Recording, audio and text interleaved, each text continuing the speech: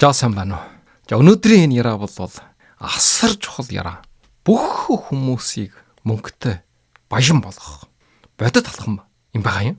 Өөрөөр хэлэх юм бол ямар хувьчаагийг худалдаж авах юм бол алдахгүй насан туршдаа баян тансаг илүү хангалуун амьдрах тухай.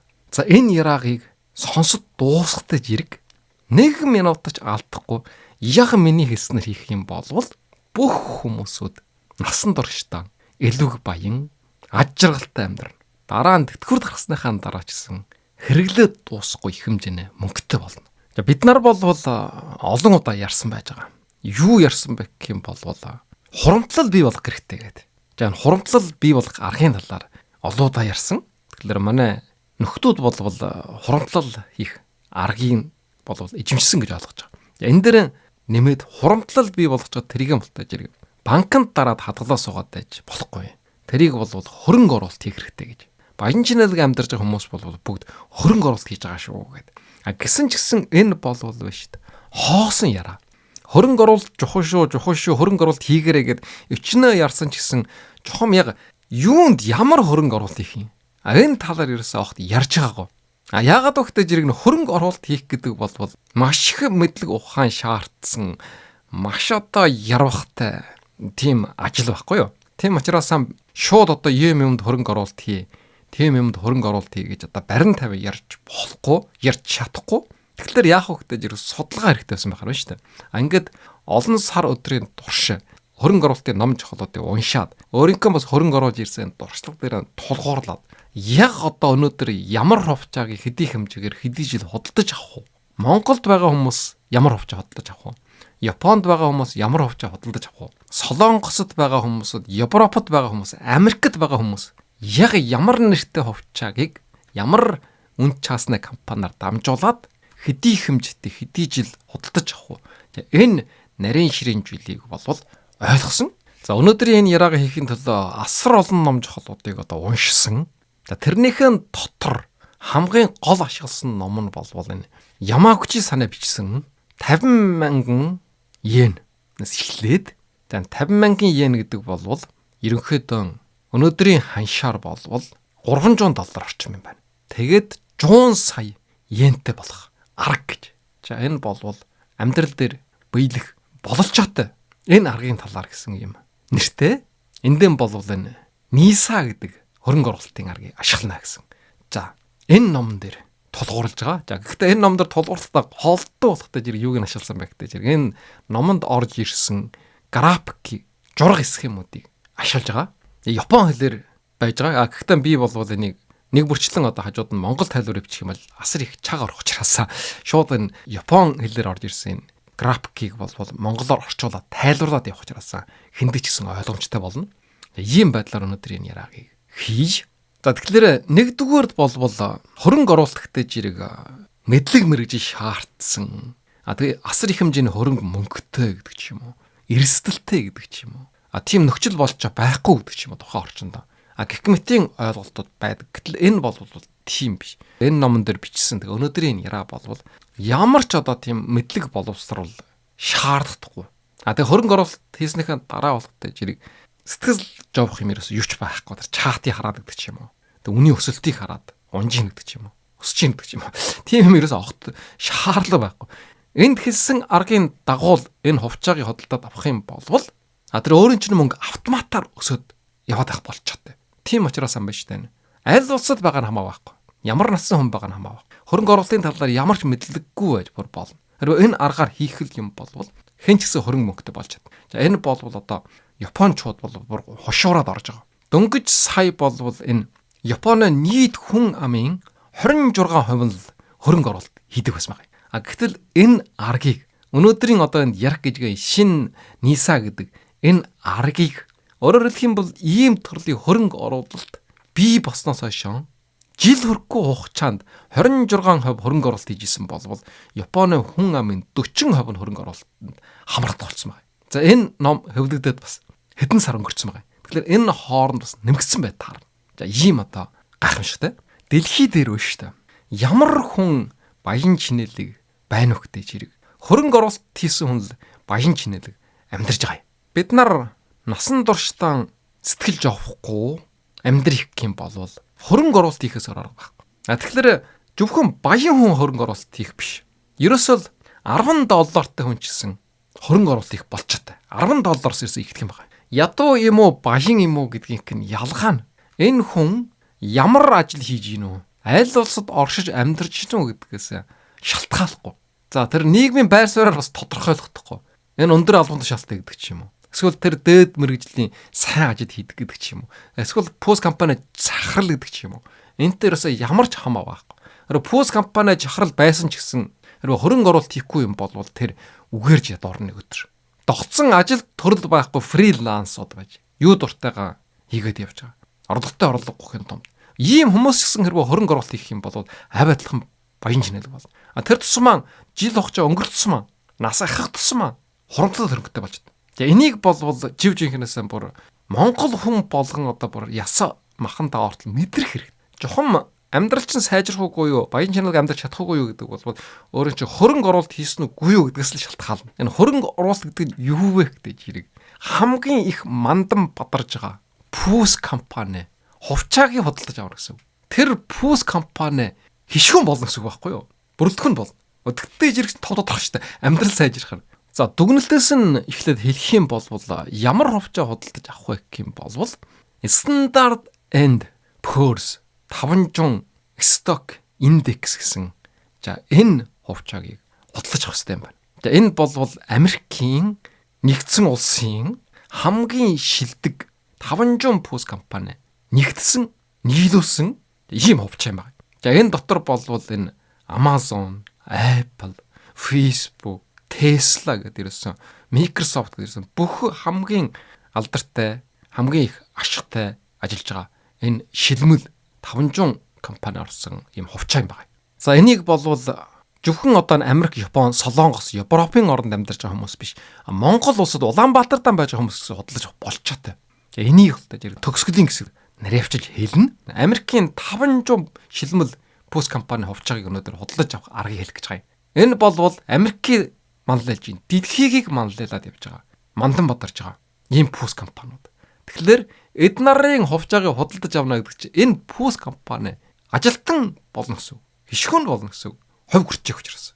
Тэгэхээр тэр башхаас орох байхгүй шүү дээ. Бид нар болвол хөрөнгө оруулалт гэд олон удаа ярьсан ч гэсэн ерөөсөн толгойд дор орж ирэхгүй юу яриад байгаа юм. Хөрөнгө оруулалт хийнэ юу яриад байгаа. Тэр нь юу юм? Яаж хөрөнгө оруулалт хийдэг? Тэр бол бидэнд нэг хамаарал байхгүй гэж бодож магадгүй. Гэтэл энэ бол юу гэсэн үг вэ гэдэг тэр хамгийн шилдэг шилмэл компани хичгэн болно. Тэд нарын нэг хэсэг нь болно гэсэн ойлголт. Яаж ийгэдэг гэсэн тэдний хувьчаагаас нэг ширхэг гэсэн худалдаад авах юм болвол тэр пүүс компани бүрдхэн болох нь вэ шүү дээ. Өөрийн чинь орлого нэмэгдэж эхэлнэ гэсэн үг. Тэгэхээр хөрөнгө оруулалт хийх юм болвол хувьчааны өсөж өгөө жарамдан бас одоо их унжгаа. Тэгэх юм болвол хөрөнгө мөнгө алдах юм биш үү гэж тэгэж одоо хашралж байгаа хүмүүс байж магадгүй. Ер нь байдаг. Тэгэхээр тэр болвол тийм биш юм байна. За жишээлх юм бол энэ хугацаанд байна шүү дээ. 2008 онд Lehman Shock болоод хувьчааны өн асар их унсан. Дараа нь 2020 онд Corona Shock болоод хувьчааны өн унсан. Гэтэл байна шүү дээ. Энэ бол төр жуурын уналт байсан. 1965 оноос энэ номыг бичигдэх хүртэл өнөөдрийн хүртэл 60 жилийн хугацаанд бүхэл бүтэн энэ Америкийн 500 шилдэг шилмэл компани хувьчааны өсөлт нь 9.9% байсан. Дунджаар бараг 10% гэсэн. Тэгэхээр 65 он тэрбээ хувьчаа хөдөлж авсан юм бол жил болгон 10%-аар өсөж ирсэн гэсэн. Тэгээ энэ 10% гэдэг бол асар их мөнгө. Тийм учраас тэр 50-60 оны үеэс хөрөнгө оруулалт хийгээд хувьчаа хөдөлтөд авчирсан нөхдүүд болвол өнөөдөр баян чинэдэг байгаа нь ийм учиртай. За тэгэхээр яг одоо юуг нь худалдаж авах вэ гэж.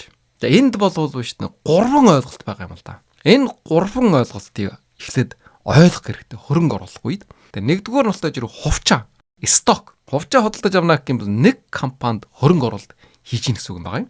Хоёрдугаар нь болохоор жирүү индексийн сан гэж.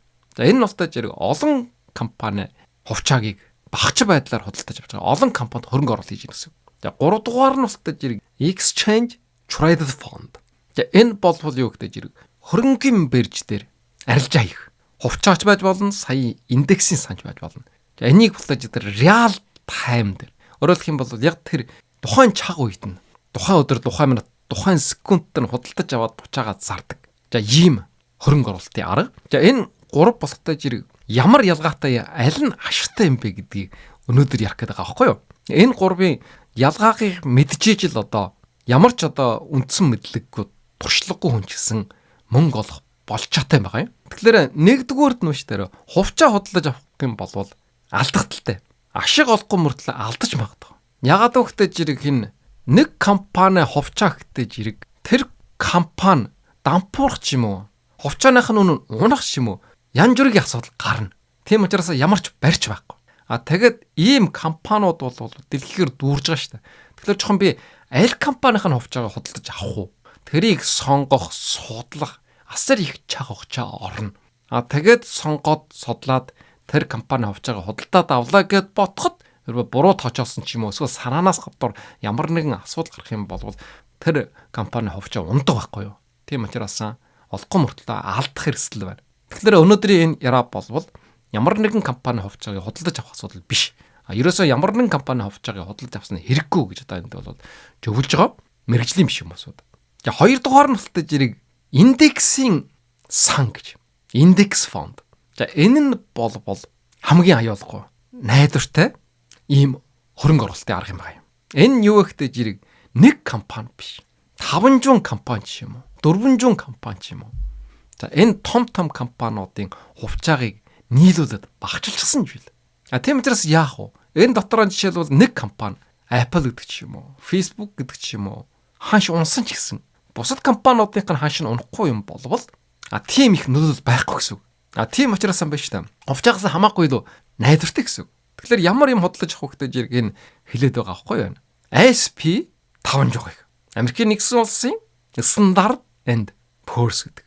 Энэ хувьчааг. За 3 дугаар нь юу гэхтэй жирэг энэ ETF гэж. Exchange Traded Fund. За энэ нь юу гэхтэй жирэг авиадлахын индексийн саныг худалдаж авч болно. Тэр багчийг. Тэгсэн мөртлөө ямар ялгаатай вэ гэхтэй жирэг шууд хөрөнгөний барьж дээр худалдаа юм. Арилжаанд орно. Үнэн буух юм бол худалдаж аваад үнэн өсөх юм бол зардаг. Тэгэхээр яах вэ? Энэ болвол биш үү? Маш их эрсдэлтэй гэсэн үг. Өөрөг чинь үнэн буучглаа гэж бодоход тэр бас хангалттай буугаахгүй байсан байж болно. Үнэн өсчлөө гэдэг жир хангалттай өсөөгүй байж болно. Эсвэл яах вэ? Сэтгэлийн хөөрд их байна. За одоо үнэн өсөж чинь худалдаж авсан учраас ашиг гарчсан. Тэгвэл дараа нь бүр их хэмжээний мөнгө оруулаад худалдаад авахтай жирэг унцдах ч юм уу. Ийм байдлаар байна шүү дээ. Сэтгэлийн тэнх маш их шаарддаг. Авахалж, ухаан. Энэ мэдлэг боловсруулах гэсэн илүү тухайн хүнээ вэ шүү дээ. Төрөлхий Джонс хамаа авьяас. Их шаарддаг. За энийг бол миний хувьд бас өнгөрсөн 10 жилийн турш та гадаад бол дээр ажилласан. Өөрөөр хэлэх юм бол тэр FX дээр. Тийм учраас энийг бол одоо бүр үнэхээр нэг одоо зөрсгөлтэй хүртэл мэдэрсэн. Энэ бол хүн болгоно бас хийж чаддаг ажил биш ээ. Төрөлхий одоо авьяастай. Ийм хүмүүс бол ашиг гаргах болж байгаа те. Жирийн одоо бид нартай адилхан хүмүүсүүд 10 жил жарч болсон гэсэн. Тэндээс бол ерөөсөө юм олохгүй би бол олж чадаагүй. Тийм учраас ам байна шүү дээ. Энэ 3 дугаар ховлуур энэ ETF гэдэг хөрөнгөний барьжийн арилжаа гэдэг зүйл бол жирийн хүмүүсэд тохирохгүй. Жирийн биш хүмүүсэд ч гэсэн ерөнхийдөө тохирохгүй. Онцгой маш ховор тохиолдолд энэ дэр хүмүүс ашиг гаргаж чаддаг байх нь шүү дээ. За яагаад одоо энэ индексийн сан гэдгийг худалдаж авч хөрөнгө оруулалт хийх юм бол алдагдал багтай ашиг олдог гэх юм болвол энэ болвол мөнгөний хурамтлал үсгэж явдаг ийм систем юм байна. Энийг болвол бид нар урд нь мэддэггүй байсан.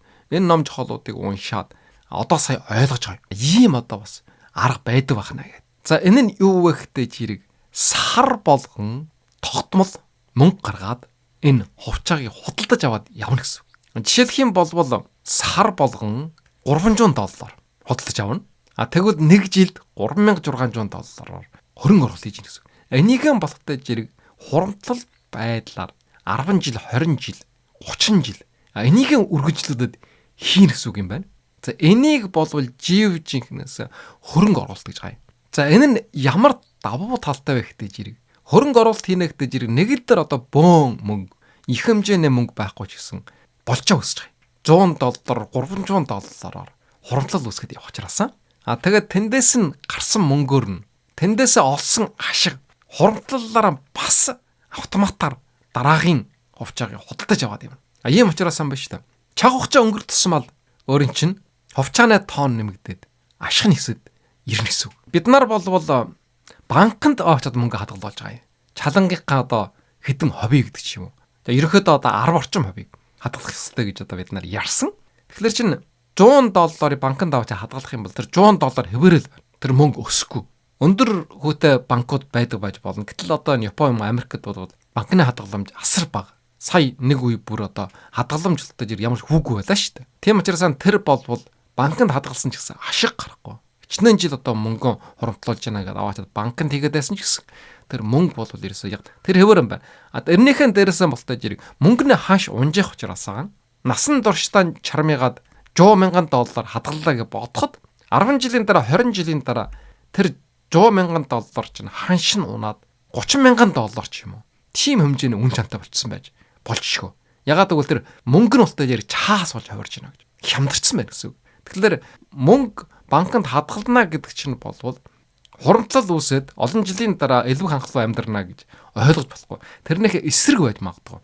Тэгэхээр яах вэ? Тэр мөнгийг банкнд хадгалах биш энэ индексийн санд оруулах хэрэгтэй юм байна. Сар болгон тэр $100 банкнд хадгалах биш, сар болгон тэр $100-оор индексийн сангаас хувьчаа хөдөлж авах хэрэгтэй юм байна. Тэгвэл яг тэр хувьчаа өсөж байгаа шүү дээ. Сая одоо хэллээ. Энэ шилдэг 500 компани хувьчаа 10 орчим хувиар 60 жилд өссөн байна гэдэг. Тэгэхээр өсөд тарах нь байна шүү дээ. Өнөөдөр болвол дэлхий дээр 8 тэрбум хүнтэй болсон байж байгаа. 2050 он гэхдээ дэлхийн хүн ам ойролж байгаагаар 10 тэрбум орчим болно. Тэгэхээр энэ юуг харуулж ийн нөхдөж ирэг хүн ам өсөж гинэ гэсэн. Хүн ам өсөх юм бол энэ улс орнуудын GDP бас өснө нэмэгдэнэ. Өөрөөр хэлэх юм бол юу вэ гэх юм бол хувьчаа өснө гэсэн. Өнөөдөр хувьчааны үн хамгийн оргил үедэн байж байгаа. Тэр тусмаа Трамп ерөнхийлөгчөөр дахиад сонгогдоод энэ хувьчааны үн түүхэнд байгаагаа өндөр хэмжээнд өсөж байгаа. Цаашаа бас өснө. Энэ бол оргил болчихлоо бодсон хэрэг байхгүй. Олон 10 жилийн турш үргэлжлэн өсөх юм байна. Тэгэхээр бид нар хэрвээ өнөөдөр амжаад энэ хувьчаагаа худалдаад авчих юм бол насан туршдаа үеийн үедэн баян чинэлэг амьдрах эхлэл тавьчих юм л да. За энэ болвол Ион банкнаас гаргасан ийм тоогчоо байж байгаа юм. Японы одоо томоохон компани хамгийн том одоо дэлгүүрийн системийг эзэмшижээдэг хэрвээ байна шүү дээ. Сар болгон 10,000 йенээр хөрөнгө оруулалт хийх юм болвол ерөөсөн жилийн ашиг нь 10 биш 5% байхаар бодсон ч гэсэн 20 жилийн дараа гэхэд бараг 2 дахин одоо мөнгөний хоромтолтой болчихсон байна гэж тэгж тоожолсон одоо жорго байж байгаа юм. Тэгэхээр хэрвээ сар болгон 10,000 йенээр хөрөнгө оруулалт хийх юм болвол 20 жилд болвол 2,400,000 йен чуулах юм байна.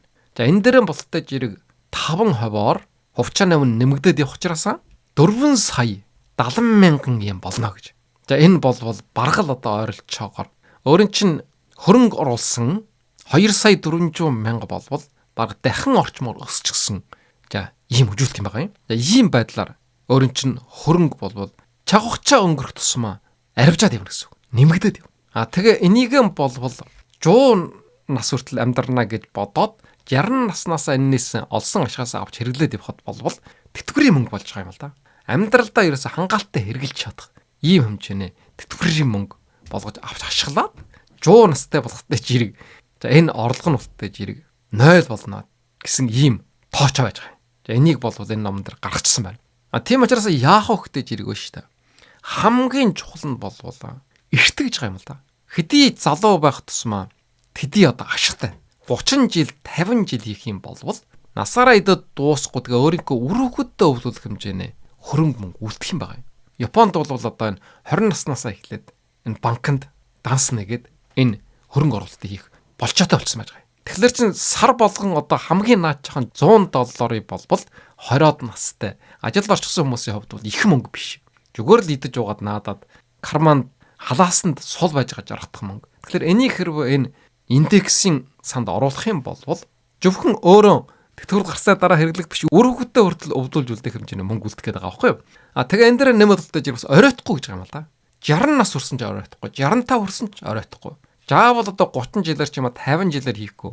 5 жилээр 10 жилээр хийсэн ч л гэсэн хуримтлал бий бол Тэгээ яаж их хөхтэй зэрэг насаа ахиж байгаа хүмүүсийн хувьд болвол мөнгө ахихын шиг хийх хэрэгтэй. Заавал одоо $100 шиг $300 ч юм уу $500 ч юм $1000 ч юм уу хийх юм бол ялгаа байхгүй тэр чинь бас тэрнийхээ хэмжээгээр дахнаар үржих учраас. За ийм систем байдаг гэдгийг ойлгож аваад машин яаралтай хэрэгжүүлэх хэрэгтэй. Энийг бол баг дийлэг хүмүүс мэддэггүй. Багасаа гадарлаж ирсэн гэсэн яаж гардаж ихэ мэддэггүй. Ийм байдлаар чавхаж өнгөрч байгаа юм. Тэгэхээр юм байна шүү дээ. Яагаад одоо энэ шууд хоронгийн бирж дээр үн часнаа арилжаа хийх хэрэггүй. Тэр нь болтой зэрэг асар их эрсдэлтэй. Тэгээд индексийн нэгдсэн сангаар сар болгон хурамцал хийгээд явах нь хамгийн тохиромжтой байх гэдэг зэрэг энэ дээр бас маш их судалгаанууд байж байгаа юм. За жишээлх юм бол энэ 2003 оноос 2013 оны хооронд хөрөнгө оруулагч нар хийсэн судалгаа байна. Тэгээ ямар хүн хамгийн их ашиг олсон байна вэ? Ямар хүн хамгийн их алдсан байна вэ? Энийг судалсан. Тэгсэн нь шүү дээ. Хамгийн их ашиг олсон хүн хэн байсан бэ гэх юм бол нас барсан хүн гэж байна. Тэгээ хоёрдугаар тултай жирэг хамгийн их ашиг олсон хүн юу вэ гэдэг жирэг хэн бэ гэдэг жирэг хөрөнгө оруулалт хийсэн мартчихсан хүмүүс. Энэ хоёр төрлийн хүмүүсүүд хөрөнгө оруулалтаас хамгийн их ашиг олсон байна гэж. Яагаад вэ гэдэг жирэг хөрөнгө оруулалт хийгээд л ерөөсө орхичих хэрэгтэй юм байна. Тэгэх юм бол ашиг их гардаг гэсэн юм ч юм. Хэрвээ вэ шүү дээ. Нас бараагүй мөртлөө мартаагүй байнга одоо ерөөсө анхаарал тавиад өдөрт 40 удаа дэлгэцэн дээр хардах ч юм уу унж гин үү ашиг гарч гин үү гэд баг жирэг унаад ирэхтэй жирэг сандраад ховчоогоо худалдах ч юм уу ийм байдалтай байх юм бол алтхаас өөр юм байхгүй. Гэтэл хөрөнгө оруулалт хийгээд тэгээд орхичихсан. Тэгээд нас барчихсан. Олон жил болчихсон. Эсвэл хөрөнгө оруулалт хийсэн гэдэг мартчихсан. Тийм хүмүүс нэг өдөр 10 жилийн дараа 15 жилийн дараа дансаа нэгэд үтсэн чинь бүр баяжчихсан тэнгэр гартал. Ийм тохиолдол нь олон байдаг гэж байгаа байхгүй юу? Тийм учраас ам байж таа. Энэ нэг компани ховчоо хөдлөж авснаа хэрэггүй хөрөнгөний бэржлэр болтой жирэг үн цасны арилжаанд орсноо хэрэггүй шууд энэ индексийн санд сар болгоны хуримтлал хийх нь ашигтай гэж. Яагаад үг гэвэл энэ сар болгоо хийж явах учраас дундаас нь оролцох шаардлага байхгүй. Оролцож болгочих. Үн өсөжсэн ч буужсэн ч гэсэн. Тийм учраас энэ яах нь сэтгэлийн хөөрөл гэдэг юм байхгүй байх нь шүү дээ. Оллоо гэд баярлах ч юм уу, аллаа гэд гонхолдох ч юм уу. Тийм асуудал ерөөсөө огт үүсэхгүй. Дараагийнхын сайн тал нь юу гэдэг жирэг төр жуур унсан ч гэсэн дараа нь устдаж ирээд ахаад өсдөг. Тийм учраас удаан хугацаанд байгаа нь устдаж ирээ ашиг гарна. За одоо жишээлбэл энэ сурган дээр байж байгаа юм. Нэг л дээр одоо 3 сая Японы нэр хувьчаа хөдөлтөд авчиж. Тэгсэн болтой жирэг энэ нь дундаа болтой жирэг унаад тэгээд дараа нь баг багаар өсөөд 30 жил дээрэн болтой жирэг ашиг олоогүй мөртлөө 3 саяар хийсэн хөрөнгө оруулалт нь 2 сая 580 мянга хүртэл баг болчихсон байгаа юм. Гэтэл вэ шүү дээ. Жил болгон 100 мянган yen хөрөнгө оруулалтыг хийгээд ингээд 30 жил явсан чинь 6 сая 480 мянга хүртэл хөрөнгө нь хурамтал нь нэмэгдсэн байгаа юм. Хоёр дахь их болчихсон байна. За энэ нь юу вэ гэхтэй жирэг хэрвээ сар болгон баг багаар хурамтал хийгээд явах юм бол янз бүрийн асуудал болоод хувьчааны үн огчм унсан ч гэсэн хохирол нь баг гэсэн. Энийг харуулж байгаа юм. Тэгээ энэ болвол байна шүү дээ. Хамгийн чухал тал. Би их мөнгөтэй юм агаад их хэмжээгээр нэг л дээр хувьчаа хөдөлтөд авсан ч гэсэн тэр унах юм болвол тэдийн хэмжээгээр алдаад эцсийн бүлэгдэн болтой жирэг нэмэгдэл байхгүй дуусна. Энэ журган дээр харуулснаар болвол тэгэж их хохироод байхгүй ч саахт нэмэгдэл байхгүй. Харин биш шүү дээ. Баг багаар хурамтлуулаад индексийн санд хөрөнгө оруулаад явсан хүн нь болтой жирэг. Авь адилхан мөнгөөр оруулсан 30 жилийн хугацаанд оруулсан хөрөнгө оруулалт нь авь адилхан 3 сая байсан ч гэсэн олсон ашиг нь 2 дахин их болсон байгаа. 6 сая болсон байгаа. За энэ нь бол бид нар энэ хувьчаа хөдөлж авах хөрөнгө оруулалт хийхэд бол нэгдүгээр юуг хийх вэ гэдэг жирэг. Нэгдүгээр тултай жирэг энэ индексийн санд хөрөнгө оруулалт хийх ёстой юм байна гэж. За энэ нь юу вэ гэдэг жирэг сар болгон тогтмол мөнгө баг багаар нэмээд яв. Тэгээд энэ хөрөнгөөрөө болтой жирэг хувьчаагийн хөдөлж авах. Ийм систем хэлж байгаа юм. За энийг бол ижээч мартаж болохгүй тэмдэглээд аваад хэрэгжүүлэх ёстой гэж байна. За энэ дээр нэмэгдээд Японд бий болсон юу гэхтэй жирийг Nippon Individual Savings Account гэсэн. За ийм систем хөрөнгө оруулалтын арга бий болсон байгаа юм. Орчуулах юм бол татвараас чөлөөлөгдсөн байдлаар бага хэмжээний хөрөнгө оруулалт хийх дүрм гэсэн зүйлэн байгаа юм. За ингээ энийг хөтөж яриг Nippon Individual Savings Account гэдэг. За энийг товчлоод л дээ NISA гэж хэл. За энэ бол хөрөнгө оруулалтын төвхөн дээр байж байгаагүй хамгийн гайхамшигтай зүйл. Хүн болгон сэтгэл догдолж хүлээж аваад энд орчиж байгаа юм. За тэгэхээр энэ бол ганцхан Японд биш. Америкт, Солонгос, Европын орнуудад бас энэ NISA-тай адилхан дүрмүүд байж байгаа. За энэний нутагт зэрэг дараагийн хэсгээр хэлнэ. Ийм учраас гадаад улсад байгаа хүмүүсүүд бас энийг сонсож болно. Тэгээ Улаанбаатар, Монголдон байгаа хүмүүсүүд яах вэ? Энийг хүсэлнэ. Ерөнхийдөө үндсэн дүрм зарчмаар адилхан учраас Японы жишээн дээр хэлье. Тэрний дараа Солонгосод юу байна вэ? Америкт юу байна вэ? Тэрэнд нь та бүгд хамрагдаад явах юм бол ок гэсэн үг. За тэгэхээр энэ индексийн сангийн Японы энэ хувилбар NISA гэдэг нь ямар ач холбогдолтой вэ гэх юм бол ганцхан зүйл байгаа за. Тэр нь юу вэ гэхдээ жирэг татвараас чөлөөлнө. Хэрвээ биш тэ NISA-д хамрахдахгүйгээр хөрөнгөний барьж дээрээс ховчоо худалдаж аваад ашиг гарах юм бол тэр ашиг нь 20% татвард авдаг байх нь биш тэ. Тэгэхээр энэ 20% татварыг 100% чөлөөлнө. Насан турш. Гэхдээ бас тогтсон хэмжээтэй 18 саяас хэтэрч болохгүй. Үндсэн хөрөнгө оруулалт нь 18 саяас хэтэрч болохгүй.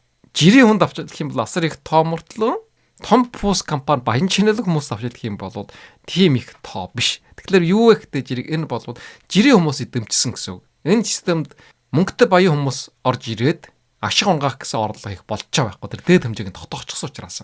Тэгээ энэ системийн энэ дүрм журмын тогтоогчсон учраас Япон хүмүүс бол бүгдөө энэ NISA-д орж эхэлж байгаа юм. Татвараас чөлөөлөгдөн багаар мөнгөний хуримтлал хийгээд тэгээд тэр дэлхийн хамгийн шилдэг шилмэл пус компаниудын учаанаас ашиг хүртээд явах.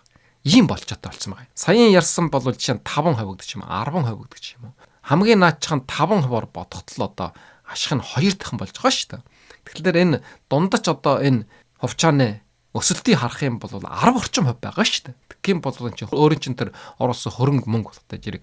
Үнэхээр яг одоогийн байдлаар байх юм бол бүр 4 дахин нэмэгдэх болж байгаа гэсэн үг байхгүй юу? За энэ NISA бол энэ 2024 оны 1 сараас эхлээд энэ жилийн 1 сараас одоо 11 сар болж байна.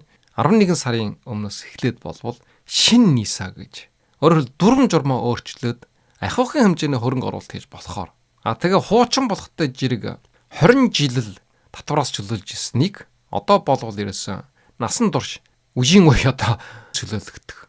Хуучин болтой жирэг 400 мянган йен л хөрөнгө оруулалтыг жилд хийхээр дээд хязгаарыг дотоож исэн болвол одоо болвол 1,200,000 мянган йенээр хөрөнгө оруулалтыг дээд хязгаартай болчихсон байгаа юм. Тэгэхээр улам илүү өөрөөр хэлэх юм бол багтаамжийн сайжирч ийн гэсэн. Илүү их боломжтой болж байна. Тэгээ ерөөсөн Япон улсад амьдарч байгаа гадаадын хүн ч ялгаа байхгүй. 18 наснаас дээш бүх хүмүүс ултай жирэг NISA-д хамрагдаад хувьчаа худалдаж аваад явах ийм болцоотой болсон байгаа.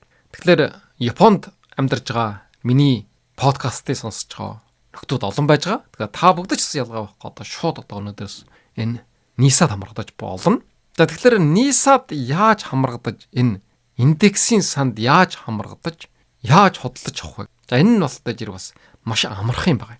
Шууд компьютераа хасаагаад эсвэл гар утсан дээрээс SPI үн чаас. За англиар болвол SPI Securities гэж байгаа юм.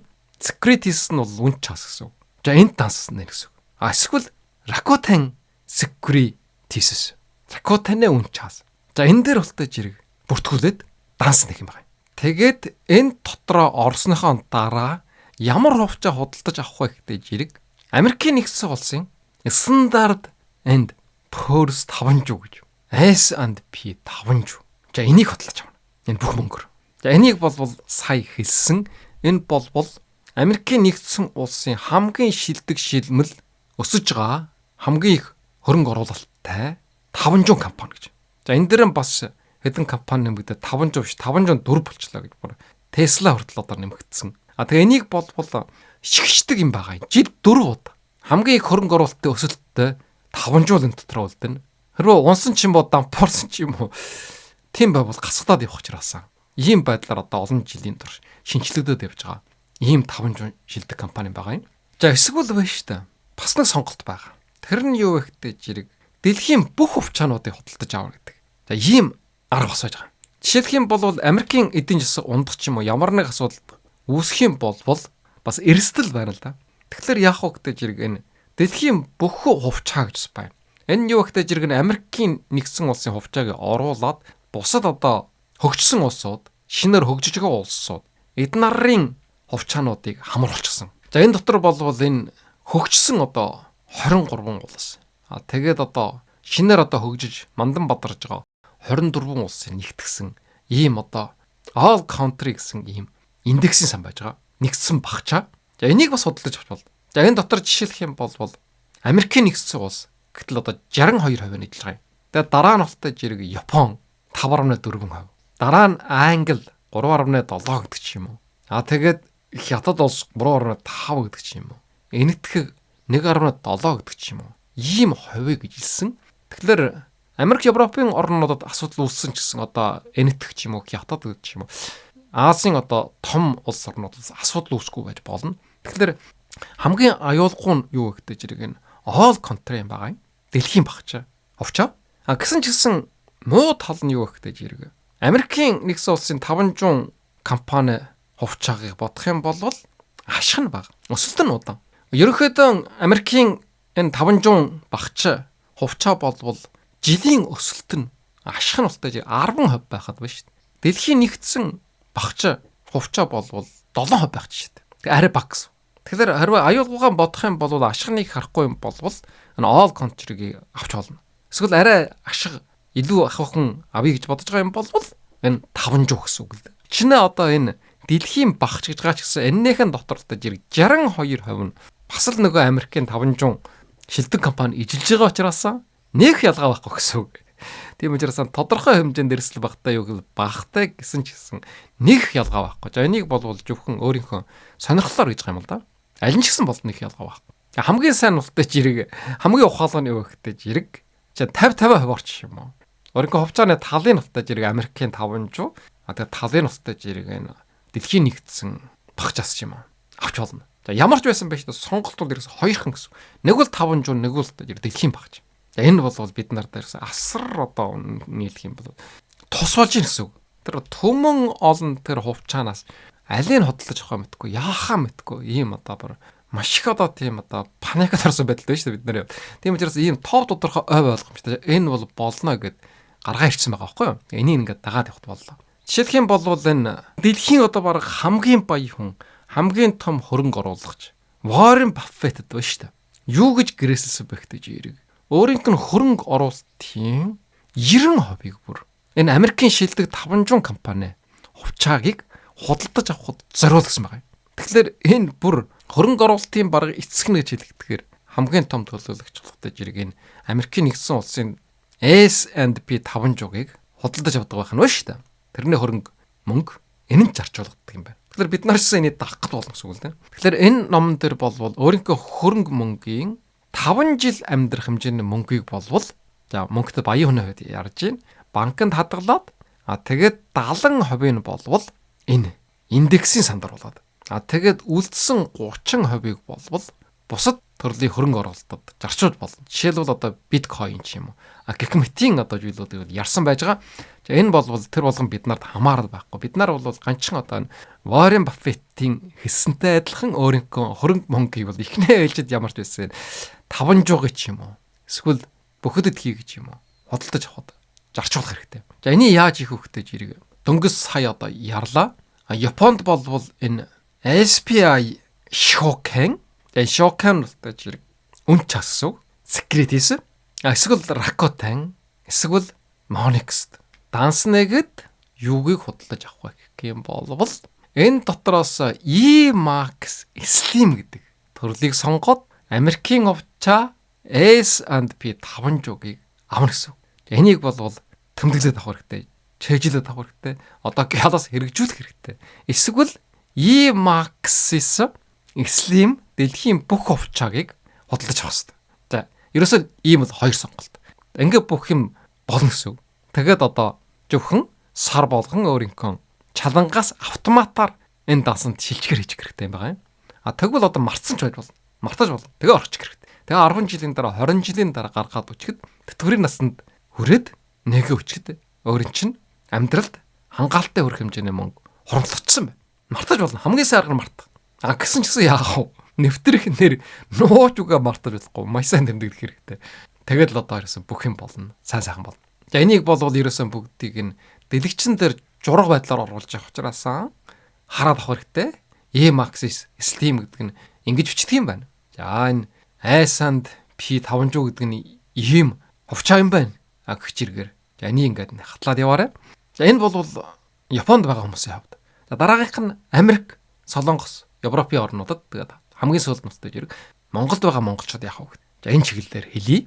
Америкийн нэгдсэн улсад амьдарч байгаа аз төрж байгаа хүмүүсийн хувьд ямар байдлаар оролцох вэ? За энэ бол individual retirement account гэж. За энийг нэх ёстой. За довчлоод бол энэ ROT IRA гэж бичиж байгаа юм. За энэ бол бас адилхан татвараас чөлөөлөгдсөн хөрөнгө оруулалтын тэтгэврийн данс гэж байгаа юм л да. Ялгаа байхгүй. За энэ бол бас дээр нь юу нэмэгдэж орж ирж байна вэ гэхтэй тэтгэврийн данс. Дараа алхамдаа тэтгэвэр байдлаар авч болох. За ийм боловсрогдсон хэлбэр. За энэ тухай бол одоо дараагийн удаагийн яриан дээр дэлгэрэнгүй яри. Японд бас одоо ийм гайхамшигтай систем байж байгаа. За энд бол одоо хамрах хэрэгтэй. За энэ бусад одоо Солонгос, Европын орнуудад ч гэсэн ялгаа байхгүй. За энэ бол дээд хэмжээтэй 2024 оны байдлаар дээд хэмжээ бол $6,500 юм байгаа юм. За 50 наснаас дээш юм бол $7,500 болно. За энийг сардаа хуваагаад ингээд хөрөнгө оруулалт хийгээд явж болно. Энэ бол дээд хэмжээ. Тэгэхээр доод хэмжээ нь $100 ч юм уу $1,000 бүр байж болно. За бас энэ traditional IRA гэж бас байж байна. За энэ бас ялгаа байхгүй. За бас 401k гэж. За ийм систем бас байдаг. За энэ бол ажил олгогчийн санал болгодог тэтгэврийн хуримтлалын төлөвлөгөө. За энд нь бол ажил олгогч байгууллагаас бас оролцдог. За ийм одоо наачх нь одоо энэ хэд рүү ороод ингээд хайгаад одоо энд бүртгүүлээд явах юм бол ирээдүйн төлөө ямар ч санааж авах жүжиггүй болно. Зөвхөн одоо сар болгон оруулах $300 ч юм уу. Тэрнийхэн төлөө ажиллаад энийг хуримтлуулаад яваад байх юм бол ирээдүйн төлөө санааж авах юуч байхгүй. За дараа нь ултай жирэг өмнөөс Солонгосод. За өмнөөс Солонгосод бол ялгаа байхгүй Японтай адилхан individual savings account гэж байгаа. Татвараас чөлөөлөгдөн тэгээд ултай жирэг сар болгон хуримтлал үүсгдэг. За ийм индексийн санд одоо орох ёстой. За энэ бол жилийн дээд хэмжээ нь бол 20 сая вон гэж байгаа. Тэгээд бас жилийн бас одоо хязгааралтай байж гин. Яг одоогийн байдлаар бол бас энэ Японтай адилхан бас илүү нээлттэй болоогүй юм байна. Хязгаар ихтэй. За Солонгосод бас юу байна вэ гэхтэй зэрэг бас энэ individual retirement pension гэж байгаа. За энэ бол тэтгэврийн жургалтай данс. Мөн ялгаа байхгүй сар болгон одоо хуримтлал үүсгээд тэр хуримтлалаараа мэлтэй зэрэг хувьчаа худалдаж аваад явдаг. За ийм систем юм байгаа юм. За Европын орнуудад бас ялгаа байхгүй. За Их Британд бас энэ individual savings account гэж байж байгаа. За татварын хөнгөлөлтөй хуримтлал үүсгээд явдаг данс. За Францад бас одоо энэ PEA гэж. За бас адилхан одоо ийм татварын хөнгөлөлтөй хувьчааны данс байж гин. За жилийн дээд хэмжээ нь болтой зэрэг 150 мянган евро юм байна. За Германд бол бас энэ VL savings plan гэж байж гин.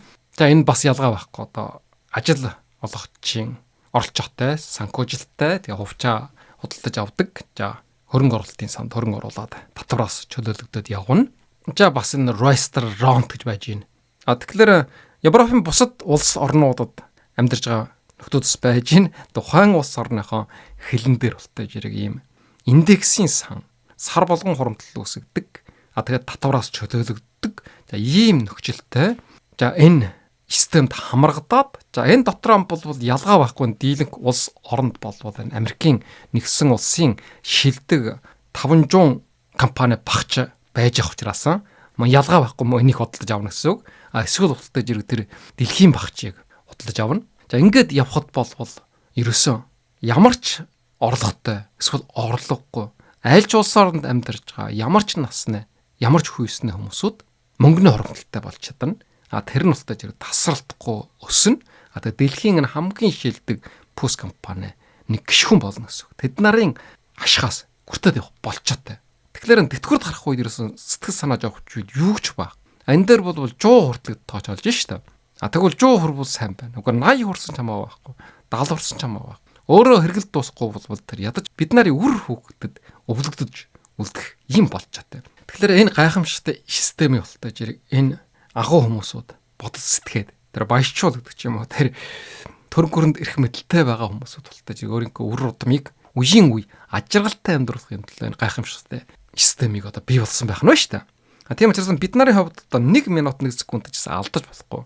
Маш шаардлагатай энэ тултаж ирээ хамрагдаад явах юм болвол энэ ашиг хүртэнэ. Тэдий эрт тусмаа, тэдий жалуу тусмаа, тэдий их ашигтай. Хэрвээ энэ дээр мэдгүй чадахгүй ойлгохгүй зүйл байх юм бол асууж болно. За тэрнийхэн дагуу би энэ ном жохолоодыг уншаад эсвэл хайлтын системийг ашиглаж яагаад хамгийн одоо оновчтой, ойлгомжтой хариултуудыг бол өгнө. Одоо жалгаад тултаж ирэг Монгол улсад амьдарч байгаа монголчуудын хувьд яах вэ? Харамсалтай нь болвол Монгол улсад болвол энэ систем байхгүй гэж одоо гарч ирж байна. Тэгэхээр тэр нарийн байдлыг бас мэдэхгүй байгаа учраас байдагч байж болно. Ямар ч байсан би одоо хиймэл оюун ухааны хайлтын системийг ашиглаад хайж судалж үчихэд болвол Монгол улсад одоохондоо ийм систем байхгүй гэж гарч ирж байгаа. Тэгэхээр энэ Монгол улсын монголчууд ч гэсэн ашиглаж болдог ийм дэлхийн хэмжээний брокерууд байдаг юм байна. За энэнийх нь нэг нь болтой зэрэг нь интерактив брокерс гэсэн. За ийм брокер байна. За энэ дээр энэ нэрийн рус учраас энийг бичиж аваад тэгээд нэвтрээд бүртгүүлээд даснэлэх болж жаатай. За хамгийн гол онцлог нь шимтгэл бостой хураамжлалтай зэрэг хямдхан. За дараах нь болвол e-tor. За e-tor болвол энгийн хэрэглэгчид ээлтэй ийм платформ. За бас энэ Америк нэгдсэн улсын энэ 500 индексийг худалдаж авах болж жаатай. За бас Америкийн нэгдсэн улсын иргэнээсээ гадна олон улсын хөрөнгө оруулагчид зориулагдсан одоо ийм TD Ameritrade, Charles Schwab гэх мэтийн одоо ийм брокерууд байж байна. За энд болвол гар утас компьютерийг ашиглаад за даасна хэлэх болж жаатай. За энэний төлөө юу хэрэгтэй вүтэй зэрэг иргэнээ үнэмлэх, гадаад паспорт. За оршин сууж байгаа гажрын хаягийг баталсан баримт бичиг. За тэгээ банкны дансны мэдээлэл шаардлагатай.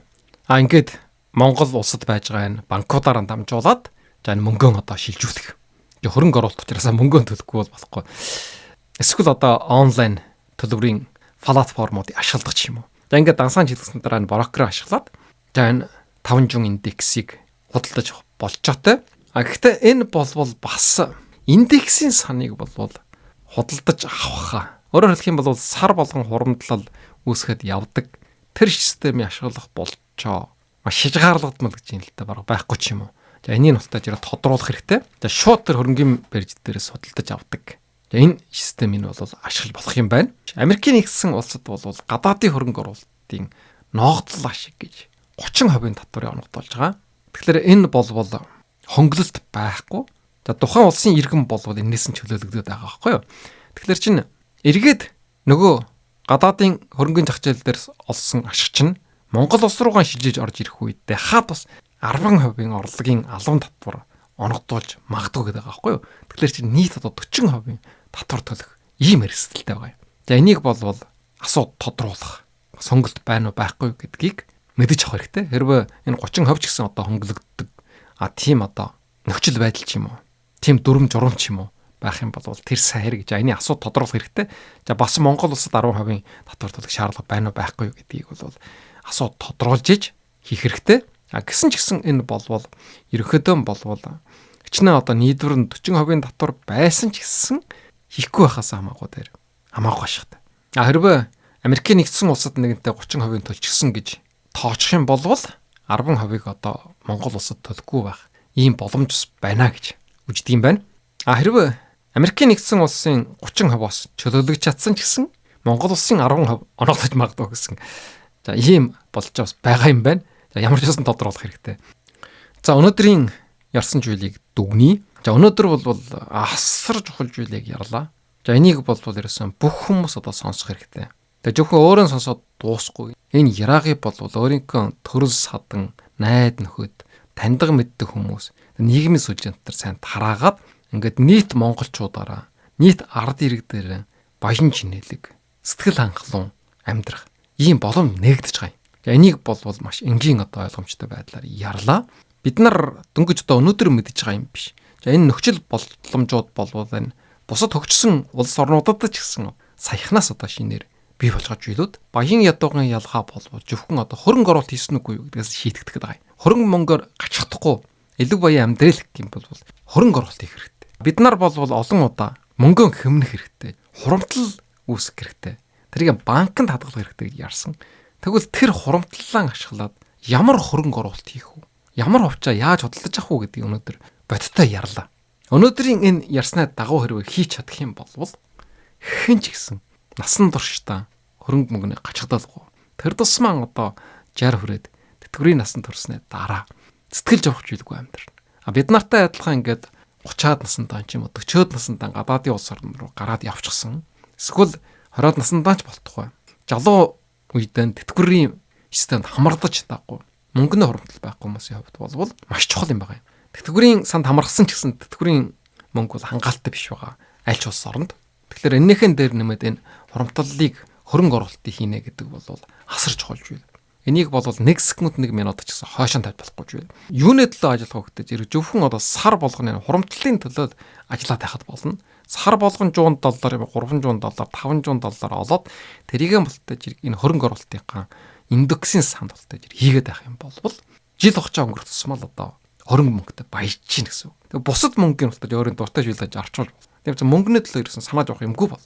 За тэгэхээр энийг яаж хийх вэ гэдэг 3 жил байгаа. Нэг нь болтой хувьчаа. Ямар нэгэн пус компани хувьчааг худалдаж авах нь бол эрсдэлтэй, маш их судалгаа шаардлагатай. Тэр пус компани хувьчаа унж болно. Тийм учраас энэ бол эхэл жирийн бид нартай адилхан хүмүүст авч хэлэх юм бол зөв сонголт биш ээ. Хоёрдугаар зүйл нь юу вэ гэдэг ганцхан нэг компани биш. Олон пус компаниудын хувьчааг нийлүүлсэн юм багц хувьчаанууд гэж байгаа. За энийг бол худалдаж авах нь нэг пус компани хувьчаагийг худалдаж авахаас хамаагүй л ашигтай. Ягаад гэвэл энэ олон пус компаниас Герман дампуурж болно. Гэтэл дийлэнх нь л та дампуурахгүй. Тэгээд тодортой байдаг. Тийм учраас юм байна шүү дээ. Багц хувьчаагийг худалдаж авах бол ашигтай. За энийг бол ярьсан байж байгаа. За энэхэн төлөө устай юу байдаг вэ гэдэг exchange trade fund гэж байгаа. Хөрөнгөний зах зээл дээр шууд худалдаж аваад ашигтай үед нь худалдаж аваад ашиг гаргалаар буцаагаад зардаг. За энийг бол ямар хүмүүс хийж ийнө гэдэг мэрэгжлийн юм уу? Авьяас чадвартай хүмүүсүүд ингэж хийгээд ашиг олж байгаа. Тэгэхээр жирийн хүмүүс бол бас ингэж ашиг олох боломж нь асар бага. Сэтгэлийн хорилдон баригдадаг. Хэрвээ алдах юм бол сэтгэл готраад сэтгэлийн уналтанд ороод дахиж ерөөсөө хувьчаа худалдаж авах чадваргүй бол ашиг олох юм бол яг дээр нь хөрөнгө мөнгө нэмээд тэр ирчээрээ явж хагаад дараа нь болтод том алдах ч юм уу. Ийм учраас сэтгэл зүйтэй холбогдлолтой учраас хичнээн одоо багч хувьчаа байсан ч гэсэн энэ дээр бол амжилт гаргадаг хүмүүсүүд нь асар чөөхөн. Тийм учраас юу гаргаж ирсэн бэ гэдэг сар болгон хурамтлал бий болгодог индексийн сан гэдгийг энэ ухаантай хүмүүсүүд бий болгосон байх нь ба шүү дээ. Тэгээ энэ нь юу вэ гэдэг сар болгон хурамтлал үүсгэхэд тэр хурамтлалаараа дэлхийн том хувьчаануудыг худалдаж авдаг ийм систем юм байна. Тэр нь болтой энэ индексийн сан гэж. Ийм учраас хэдий жалуу хэдий эрт энд хамрагдах тусмаа хурамтлагдах мөнгө нь их. Энэ бол банкны хадгаламжаас өөр. Банкны хадгаламж бол зөвхөн банкны хүү бий болно. Тэр нь байх ч юм эсвэл асар бага байх тохиолдолтой. Банкнд олон жил мөнгө хадгалснараа хадгалах он жил улирж өнгөрөх тусмаа дээр мөнгө бол чаас болно. Үн чангагүй бол. Өнөөдөр бид нар $100,000 гэж ихэд тэр дахиад 10 жил 20 жилийн дараа $100,000 тийм үн байхгүй болчихсон байж магадгүй. Өнөөдрийн $100,000 30 жилийн дараа $10,000 дээр тэнцчих юм уу. Тэгэхээр бид нэр хөрөнгө оруулалт хийх хэрэгтэй. Хөрөнгө оруулалтын нэг тэр сар болгон хурамтлуулж байгаа тэр мөнгөөрөө болтож ирэх тэр хувьчаагийн хөдөлж авах гэсэн. Хувьчаа гэдэг нь юу вэ гэдэг тэр компаниудын ашиг юм байна. Тэр компаниуд ажиллаад ашигтай байх тусмаа хувьчааны өн өсөж байна. Тэрнийх нь ноогдол ашиг авж ийн гэсэн. Тэгэхээр дэлхийн одоо том пус компани хувьчаа болвол дунджаар 10% түвшинтэй өнгөрсөн одоо 50-60 жилийн турш өсөж ирсэн байгаа юм. Тийм учраас хэрвээ нэг өдрийн өмнө ч гэсэн нэг жилийн өмнө ч гэсэн орсон юм бол бидний хөрөнгө мөнгө өнөөдөр жил болгон 10% өсөд явах ийм болж чадаа байгаа. Тэгэхээр энэ дээр янз бүрийн тоочнууд оруулсан байгаа. Чи наачих нь одоо нэг сарын одоо $200-300 худалдаж аваад 20-30 жил явах гэдэг одоо бид нар 60 хүрээд тэтгэврийн насандаа хүрэхэд хангалттай одоо жарж хэрэглэх хэмжээний хурамтлал бий болчихсон байна. Тэрийг багаар аваад хэрэглээд яваад байхад бол мөнгөний хачгал байхгүй. Тэгээ бас асар их үлдэх учраас тэрийг үр хөдөнчсөн бас ямар нэгэн сайн бидний төлөө зарчулж байна. За ийм одоо гайхамшигтай систем юм. Тэгэхээр энэ дотроо болохтой индексийн сан дотроо бас юу байна вэ гэвэл татвараас чөлөөлөгдөх гэдэг гайхамшигтай зүйл байгаа. За энэ нуттай жир өнөөдрийн ярьсан ниса. За нисад хэрвээ хамрагдах юм болвол татвараас чөлөөлөгдөнө. Гэхдээ хөрөнгө оруулалтын хэмжээг тогтоогдсон байгаа. Баян чинэлэг хүмүүс ишин асар их хэмжээний хөрөнгө оруулалтыг татвараас чөлөөлөгдөнө. За энээс болтож урталтан сэргийлэгч орлоготой эгэлжирийн одоо хүмүүстэн жируулсан ийм систем юм байгаа юм. За ийм систем бол Америкийн нэгдсэн улс, Солонгос, Европын бусад улс орнуудаас байж байгаа.